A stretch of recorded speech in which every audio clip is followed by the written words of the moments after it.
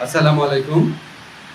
আজকে বাংলাদেশের জন্য, বাংলাদেশের প্রতিটি মানুষের জন্য গভীর শোকের একটা দিন। আজকে বাংলাদেশের 3 বারের সাবেক প্রধানমন্ত্রী, গণতন্ত্র, সার্বভৌমত্ব এবং বাংলাদেশের মর্যাদা রক্ষায় অতন্দ্র প্রহরী আপসীর নেত্রী বেগম খালেদা জিয়া ভোর 6টার সময় শাহাদত বরণ করেছেন। ইন্না লিল্লাহি ওয়া ইন্না ইলাইহি রাজিউন। গোটা জাতির মতো আজকে আমাদের সরকারে যারা আছেন আমরাও গভীরভাবে শোকাভিভূত। এই শোকের পরিবেশে আজকে বিশেষ আয়োজনে প্রধান উপদেষ্টার সভাপতিত্বে উপদেষ্টা পরিষদের একটা বিশেষ সভা অনুষ্ঠিত হয়েছে। সভার শুরুতে সাবেক প্রধানমন্ত্রী বেগম খালেদা জিয়ার মৃত্যুতে দাঁড়িয়ে 1 মিনিটে নীরবতা পালন করা হয় এবং তার আত্মার মাগফিরাত কামনা করে মোনাজাত করা হয়। মোনাজাত পরিচালনা করেন আমাদের ধর্মমন্ত্রী। সবাই বেগম জিয়ার মৃত্যুতে আগামীকাল থেকে 3 দিনের জন্য রাষ্ট্রীয় শোক প্রস্তাব গৃহীত হয়েছে এবং আগামীকাল সাধারণ ছুটির ঘোষণার সিদ্ধান্ত হয়েছে। সবাই বেগম জিয়ার মৃত্যুতে একটি শোক প্রস্তাব গৃহীত হয়। শোক প্রস্তাব পাঠ করেন আমাদের তথ্য এবং পরিবেশ উপদেষ্টা। সবাই সিদ্ধান্ত হয় যে বাংলাদেশে যত দূতাবাস আছে পৃথিবীর বিভিন্ন প্রান্তে সেখানে শোক বই খোলা হবে। সভায় বিশেষ আমন্ত্রণে অংশ নেন বিএনপির মহাসচিব জনাব মির্জা ফখরুল ইসলাম আলমগীর।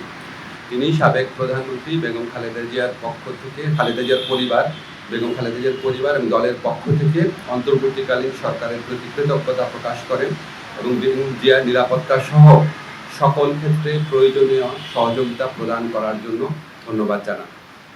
মির্জা ফখরুল ইসলাম আলমগীর সাহেব আমাদের সভাকে অবহিত করেন যে আগামীকাল বুধবার বাদ জোহর জাতীয় সংসদের দক্ষিণ প্লাজা এবং এর সংলগ্ন মানিক মিয়া এভিনিউতে বেগম খালেদা জিয়ার জানাজা অনুষ্ঠিত হবে।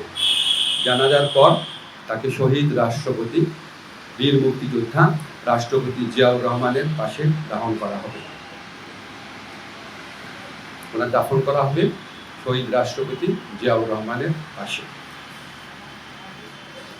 আজকে সবাই বেগম জিয়ার দাফন এবং জানাজা সম্পর্কিত বিষয়ে সরকার সব ধরনের সহযোগিতা প্রদান করবে বলে জানিয়েছেন মাননীয় প্রধান উপদেষ্টা। মাননীয় প্রধান উপদেষ্টা ডক্টর মোহাম্মদ ইউনূস সভায় বেগম জিয়ার বিষয়ে বিভিন্ন স্মৃতিচারণ করেন। একটা কথা বলতেই হচ্ছে যে উনি আমাদেরকে মনে করিয়ে দেন, শেষ যখন দেখা হয়েছিল বেগম জিয়া ওনার সাথে একান্তে অনেকক্ষণ কথা বলেছিল। আপনারা জানেন সেনা সদরে যে অনুষ্ঠিত হয়েছিল প্রোগ্রাম, সেখানে উনি অত্যন্ত উৎফুল্ল ছিলেন, সবার সাথে কথা বলেছেন এবং উনি সেগুলি স্মৃতিচারণ করেছেন মাননীয় প্রধান উপদেষ্টা। এবং উনি এটা বারবার বলেছেন যে আজকে এরকম এই জাতির এই বিশেষ মুহূর্তে আমাদের বেগম খালেদা জিয়ার উপস্থিতি অনেক প্রয়োজন ছিল। গোটা জাতি ওনার জন্য দোয়া করেছে, আল্লাহর ইচ্ছা উনি চলে গেছেন।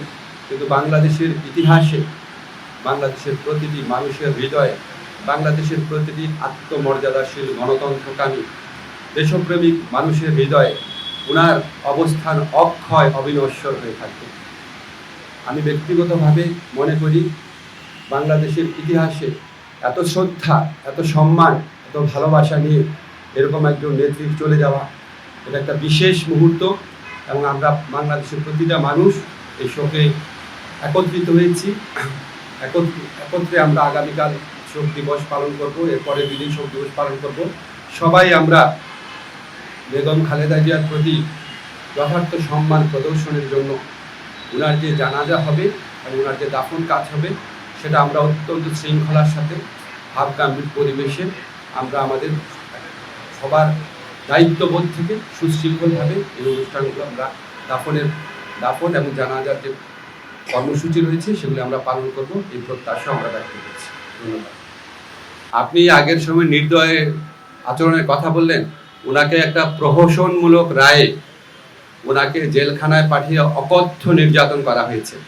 বেগম খালেদা জিয়াকে যেই মামলায় দোষী সাব্যস্ত করা হয়েছে, এটা যে প্রহসনের একটা রায় ছিল, এটা যে একটা সম্পূর্ণ সাজানো রায় ছিল, এটা আমাদের সর্বোচ্চ আদালতের আপিল এবং রিভিউয়ের মধ্যে দিয়ে প্রমাণিত হচ্ছে। সর্বোচ্চ আদালত সুপ্রিম কোর্টের আপিলের ডিভিশনের রায়ের মধ্যে বারবার বলা হয়েছে যে বেগম জিয়াকে যেই মামলায় সাজা দেওয়া হয়েছিল সেটা সম্পূর্ণ রংলি, উদ্দেশ্য প্রণোদিতভাবে, জিজ্ঞাসাপ্রসূতভাবে ওনাকে সাজা দেওয়া হয়েছিল। ওনাকে জেলখানায় বিভিন্ন সময় যেভাবে নির্যাতন করা হয়েছিল, ওনাকে আমরা হয়তো এত তাড়াতাড়ি হারাতাম না। আমি ব্যক্তিগতভাবে মনে করি বেগম জিয়ার এই মৃত্যুর পিছনে ফ্যাসিস্ট যে প্রধানমন্ত্রী ছিলেন শেখ হাসিনা এবং ওনার যে সরকার আছে অবশ্যই তার দায় রয়েছে। তবে আপনাকে একটা জিনিস আমরা বলি, আমরা আমাদের সরকারের পক্ষ থেকে আপনারা সবাই লক্ষ্য করেছেন আমাদের যা করার ছিল, আমাদের মাননীয় প্রধান উপদেষ্টা প্রফেসর ডক্টর মোহাম্মদ ইউনূস উনি ব্যক্তিগতভাবে সমস্ত সময় খোঁজ খবর রেখেছেন।